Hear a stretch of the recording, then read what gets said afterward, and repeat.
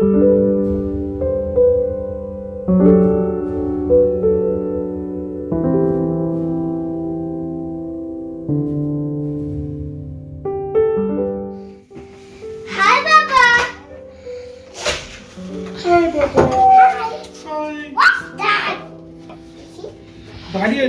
থেকেই শুরু হয়ে গেছে পিকনিকের তোড়জোড়।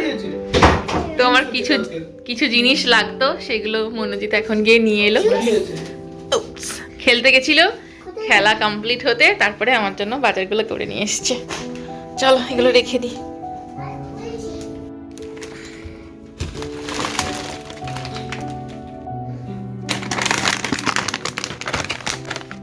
একটা vegetable crisp with sea salt chips এসছে, আর এসেছে অরেঞ্জ জুস, এটা অনেকটা বড়, আর এসেছে স্যালাডের জন্য শসা, দুটো শসা এসছে, চিংড়ি এসছে, চিংড়ি, বিনস এসছে,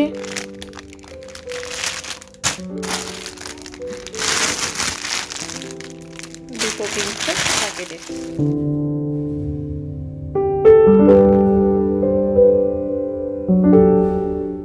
আজকের সকালটা একটু অন্যরকম।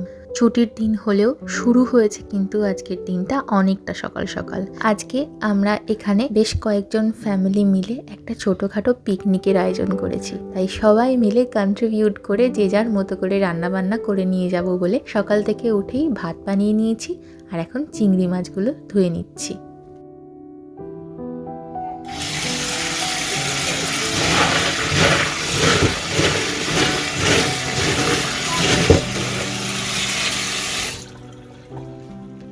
Hello everyone, good morning, welcome to my channel beautiful জার্নির নতুন একটা ব্লগে সবাইকে স্বাগত জানাই। আশা করি তোমরা সবাই খুব ভালো আছো। আজকে আজকে শনিবার। রবিবার কেন বলে ফেললাম, আমাদের না আজকে পিকনিক আছে। পিকনিকটা হওয়ার কথা ছিল রবিবার, কিন্তু রবিবার ওয়েদার খুব বাজে, বৃষ্টি রয়েছে সারাদিন, মেঘলা আকাশ, তাই জন্য ওটাকে চেঞ্জ করে শনিবার করা হয়েছে। শনিবার দিন বেশ সুন্দর সারাদিন ওয়েদার রয়েছে, সানি একটা ওয়েদার। আর আমরা এখান থেকে বেশ খানিকটা দূরে গিয়ে এবারে পিকনিকটা করছি। আমার যদিও এটা ফার্স্ট টাইম, তো বেশ মানে বিশাল এক্সাইটমেন্ট হচ্ছে। তো মানে বিদেশে এরকম প্রথমবার কোনো পিকনিক অ্যাটেন্ড করব আমরা সবাই মিলে। অনেকজন হয়েছি আমরা, 15 জন মতো আমাদের হয়েছে কাউন্টিং, তার মধ্যে বাচ্চা রয়েছে কয়েকজন, 4-5 জন। তো সবাই মিলে খুব মজা হবে আশা করছি। ওয়েদারটাও ভালো রয়েছে, তো আজকের দিনটা আশা করছি ভালোই কাটবে। হ্যাঁ, তো সকাল সকাল উঠে ভাত বানানো হয়ে গেছে, আর সবজিপত্র কাটাকুটি কমপ্লিট। এবার শুধু ভাজাভুজিগুলো হবে আর মিক্স আপ হবে, ব্যাস তাহলেই আমার হয়ে যাবে fried rice, mixed fried rice. আমার ভাগে এটাই পড়েছে, মানে আমি নিজেই বলেছিলাম আমি ফ্রাইড রাইসটা বানাবো আর তার সাথে স্যালাড নিয়ে যাব। আরও মানে অসাধারণ সব মেনু রয়েছে। তো পিকনিকে গিয়ে তোমাদের সাথে শেয়ার করব কি কি মেনু আমাদের আজকের পিকনিকে রয়েছে। চলো ঝটপট করে আগে ফ্রাইড রাইসটা বানিয়ে নিই, কারণ ওটা বানাতে বেশ সময় লাগবে, অনেকটা পরিমাণ, তো সেই জন্য। আগের দিন তোমাদের সাথে শেয়ার করেছিলাম যে আমরা সেলা বাসমতি রাইস খেয়ে থাকি, আর আজকেও কিন্তু সেটা দিয়ে আমি মিক্সড ফ্রাইড রাইসটা বানিয়ে নিয়ে যাচ্ছি। চালটাকে ভালো করে ধুয়ে রাতে ভিজিয়ে রেখেছিলাম, সকালে উঠে গোটা গরম মশলা জয়িত্রী দিয়ে ভালো করে সেদ্ধ করে এখানে ঠান্ডা করে ঘি, নুন আর মিষ্টি দিয়ে মানে চিনি দিয়ে মাখিয়ে রেখে দিয়েছি। তবে আমি এতটাই বেশি পরিমাণে চাল সেদ্ধ করে ফেলেছিলাম, মানে প্রায় 1 কিলো 800 চাল আমি নিয়েছিলাম 15 জনের মতো, যেটা অনেক বেশি হয়ে গেছিলো পরিমাণে। আর এর সাথে তো অনেক কিছু মিক্স করেছি, আরও ওই জন্য পরিমাণটা বেড়ে গেছে, যেটা অনেকটা বেশি হয়েছিল আর ফেরতও আনতে হয়েছিল। তবে আমার ভাগ্যটা খুব খারাপ যে ফেরত আনলেও জিনিসগুলো আর খাওয়া যায়নি, কারণ গরমে এত গরম ছিল যে ভাতটা নষ্ট হয়ে গেছিল পুরো। আজকে আমরা যে কজন মিলে পিকনিকে যাচ্ছি সবাই মনোজিতের অফিস কালি, তবে হ্যাঁ কেউ কেউ হয়তো বর্তমানে আর এখন ওই অফিসের সাথে যুক্ত না। এই গার্লিক চপারটা থাকায় বেশ সুবিধা হয়েছে, এটা আমি তেমু থেকে আনিয়েছি। অনেকটা করে রসুন একসাথে খুব সুন্দর মিহি করে কাটা হয়ে যায়। তো আমার এখানে সবজিগুলো তো মোটামুটি কাটা হয়ে গেছে, বিনস, গাজর, চিংড়ি মাছ, এখানে পেঁয়াজ, আর এটা ছোট ছোট টুকরো করে চিকেন রেখেছি। আর এখানে আছে ক্যাপসিকাম, এখানে রয়েছে রসুন কুচি, আর ডিমটা ফাটিয়ে ভেজে নেব। আর চিকেনটাকে একটু নুন, গোলমরিচ গুঁড়ো, লেবুর রস আর আদা রসুনের পেস্ট দিয়ে মাখিয়ে নিয়েছি। আজকে কোনো আর রেসিপি দেখালাম না, কারণ ফ্রাইড রাইস রেসিপি মোটামুটি সবাই জানে, বাট আজকে সময়টাও ভীষণ কম, তাই ক্যামেরা লাগিয়ে ভিডিও করার মতো কোনো পরিস্থিতি ছিল না। তাই আমি এখানে ঝটপট করে সমস্ত সবজি, চিকেন, চিংড়ি মাছ, ডিম, কাজু, কিশমিশ ভেজে নিয়ে একেবারে ভাতের সাথে মিশিয়ে নিয়েছি। দিয়ে এটাকে এবার মাইক্রোওভেনে আরেকবার গরম করে নিলেই রেডি হয়ে যাবে। তো মোটামুটি আমাদের এখানে প্যাকিং প্রায় কমপ্লিটের পথে। অনেক ভাবনা চিন্তা করে কিসে নেব কিসে না নেব, ফাইনালি গিয়ে মোমো মেকারের মধ্যে আমার রাইস ভরেছি। কারণ এই বড় একটা কন্টেনার আমাদের কাছে ছিল, বাট এটা ঢোকানোর মতো কোনো ব্যাগ আমাদের কাছে নেই, সেই জন্য এটা ক্যান্সেল করা হলো। ওটাই ঢুকবে না বাবা। তো আর কিছু এই যে বড় গামলাটার মধ্যে আমরা নেব, ব্যাস এইরকমভাবেই আপাতত নিয়ে যাবো আজকে। ঘড়িতে এখন বাজছে 11:40 আর আমরা একদম রেডি। তো আজকে বেশ ভালো ওয়েদার, আগেই বলেছি, আর রোদও উঠেছে খাইয়ে পুরো, মানে খা রোদ যাকে বলে না, একদম চড়া রোদ। তো এখন সবাই রেডি হয়ে নিচে নামছে, আমরাও যাচ্ছি। আমাদের এখানে যে ফাউন্টেন এরিয়াটা আছে না, ওইখানে গিয়ে সবাই মোটামুটি মিট করে তারপর ওখান থেকে যাবো ভিক্টোরিয়া স্টেশন। ভিক্টোরিয়া স্টেশন থেকে ট্রামে করে সোজা যাচ্ছি হিডেন পার্ক বলে একটা পার্ক আছে ওইখানে। পার্কটা নাকি অনেক বড়, রাইডও রয়েছে, বাচ্চাদের জন্য ভীষণ ভালো একটা জায়গা। তো ওই জন্য আজকে এবারে আমরা একটু দূরে গিয়ে পিকনিকটা করছি। চলো বাই বাই। এই যে এখানে রিওকে দেখাও, রিও কি নিয়েছে? রিও তুমি কি নিয়েছো? ফুটবল আর টেনিস র‍্যাকেট আর বল। ও সরি, ইটস ওকে।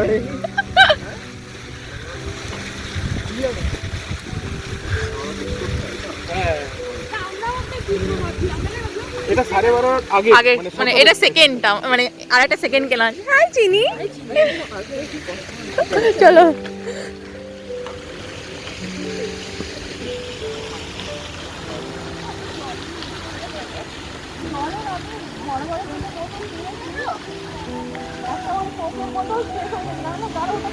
তো সবাই মিলে আমরা এখন ভিক্টোরিয়া মেট্রো স্টেশনে চলে এসেছি।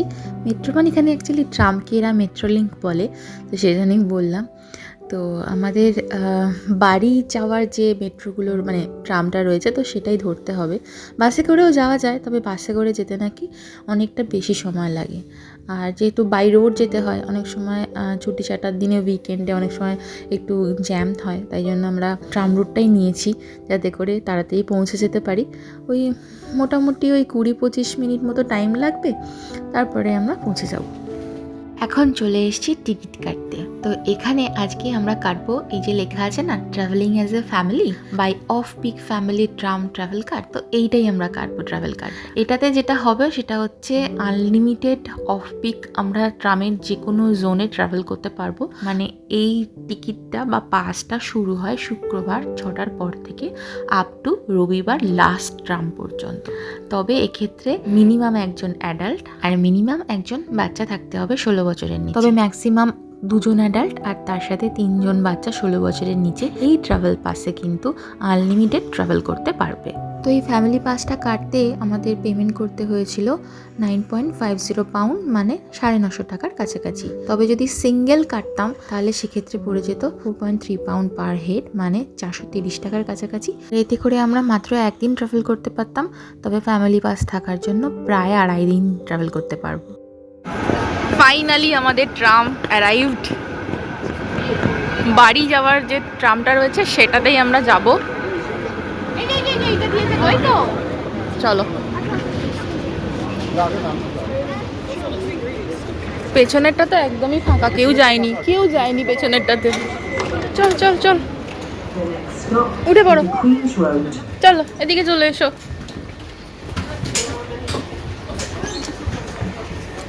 আমাদের পিকনিক শুরু। এদিকে ফাঁকা আছে, আসলে চলে আসতে পারো।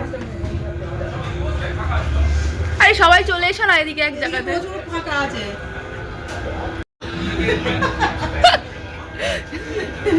হাই,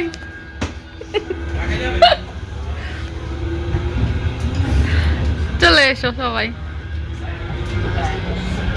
এই পার্কটাতে ঢোকার জন্য কোনো রকম টিকিট কাটতে হয় না, সবাই যে কোনো সময় যে কোনো টাইমে এই পার্কটায় এসে বিনামূল্যে ঘুরতে পারে। আর এখানে মাঝে মাঝে মেলাও বসে, প্রোগ্রাম হয়, লাইভ কনসার্ট হয়। তো অনেকেই কিন্তু এখানে এর আগে এসেছে, পার্কে ঘুরে গেছে। আমাদের যদিও এটা প্রথমবার, তবে আশা করছি আজকের এই সুন্দর ওয়েদারে আমরাও কিন্তু বেশ ভালোভাবেই দিনটা এনজয় করতে চলেছি। গেট দিয়ে ঢুকেই চোখে পড়লো আমাদের দেশের মতো যেরকম রাস্তার ধারে সেই বিভিন্ন ধরনের মেলার মতো জিনিস নিয়ে বসে না, সেরকম এখানে টুপি, তারপরে যে ফুলের ক্রাউনগুলো হয় সেগুলো নিয়ে বসেছেন একজন। তো বেশ একটা দেশের মতো হলেও অল্প বিস্তর ফিলিংস কিন্তু আসছিল।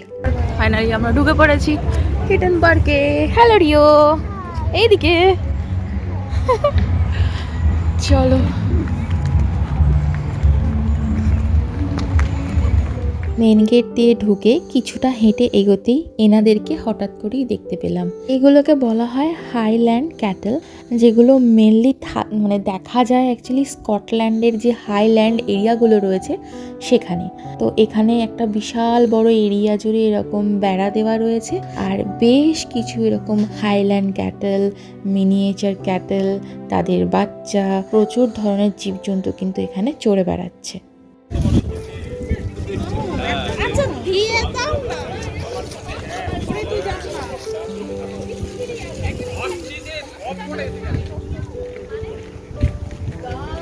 তোরা কি কামড়াবি?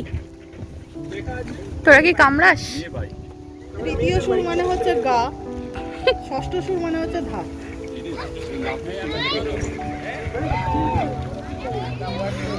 আমরা ভিক্টোরিয়া থেকে ট্রামে উঠেছিলাম, নেমেছিলাম হিটন পার্ক বলে যে স্টেশনটা রয়েছে সেখানে। তো স্টেশনে নেমে সিঁড়ি দিয়ে বা লিফট দিয়ে উঠে বাইরে বেরিয়েই মেন রোড ক্রস করে আমরা চলে এসেছি এখন পার্কের মধ্যে। পার্কটা হচ্ছে বিশাল বড়, তাই এত জায়গা দেখে আমরা ডিসাইডই করতে পারছিলাম না প্রথমে যে কোন জায়গাটায় বসবো। অ্যাকচুয়ালি না, সেদিন ছিল প্রচণ্ড রোদ, দেখতেই পাচ্ছ।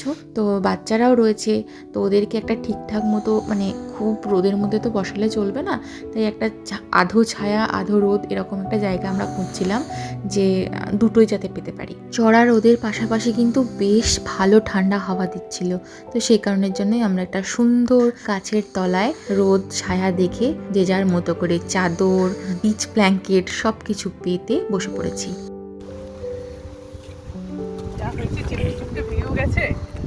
পিকনিকে তো এটাই মজা। তারপর শুরু হলো স্টার্টারের পর্ব। প্রথমে ছিল ভেজিটেবল চপ, একটা আমার, একটা রিওর, আর তার সাথে ছিল চিকেন তন্দুরি। ভেজিটেবল চপটা মধুরিমা বানিয়েছিল আর তন্দুরি বানিয়েছিল তোষারা। জমিয়ে স্টার্টার খাবার পরে এখানে সবাই একটু ক্যালোরি খরচ করার জন্য যে যার মতো করে খেলাধুলা নিয়ে ব্যস্ত হয়ে গেছিল।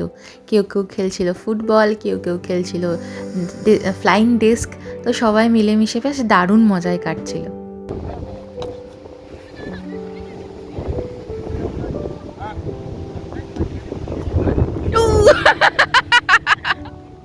ওটা কিছু করার নেই।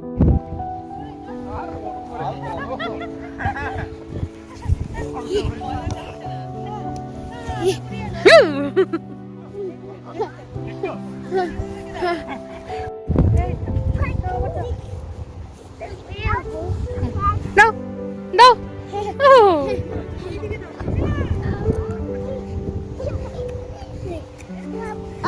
দাও।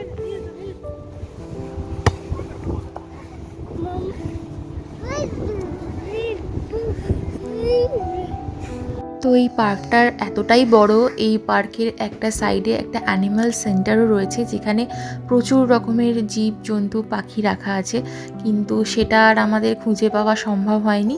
তো আমরা গেছিলাম হাঁটতে হাঁটতে, হঠাৎ করেই পৌঁছে গেছিলাম এই সুন্দর ফুলের বাগানটাতে।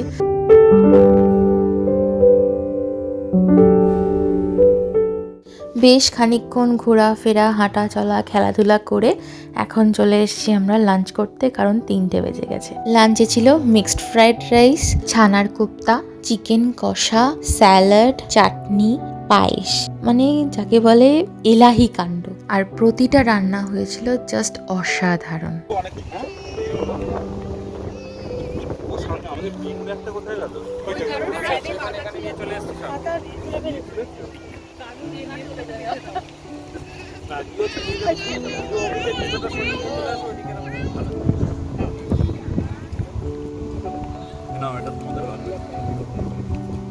নেবে তো, তোমরা নেবে।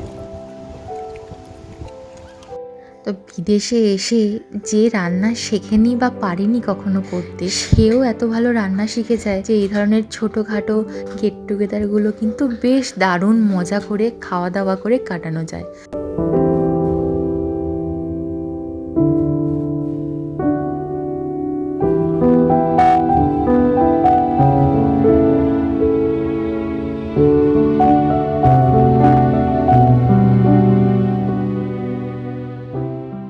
খাওয়া দাওয়া সেরে আমরা আস্তে আস্তে উপর থেকে নিচে নেমে এলাম ভ্যালিটা দিয়ে। খুব সুন্দর লাগছে দেখতে, দেখো, আর আকাশটাও ভীষণ পরিষ্কার।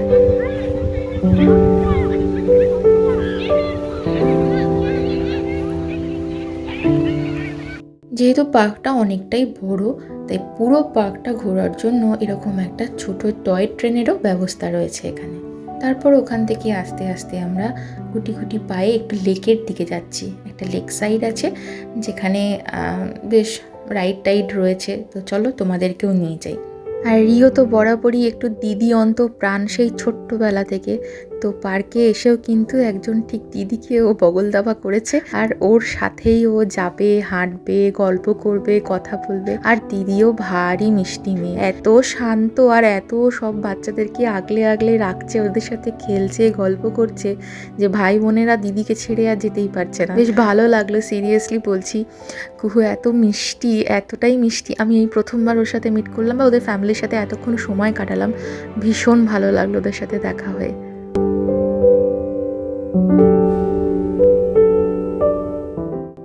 লেক সাইডের ঠিক পাশেই রয়েছে এরকম একটা পার্ক, ছোটোখাটো পার্ক, বাচ্চাদের বিভিন্ন ধরনের রাইড, দোলনা সব কিছুই রয়েছে। তো আমরাও একটু বাচ্চাদেরকে নিয়ে ভেতরে এসেছি।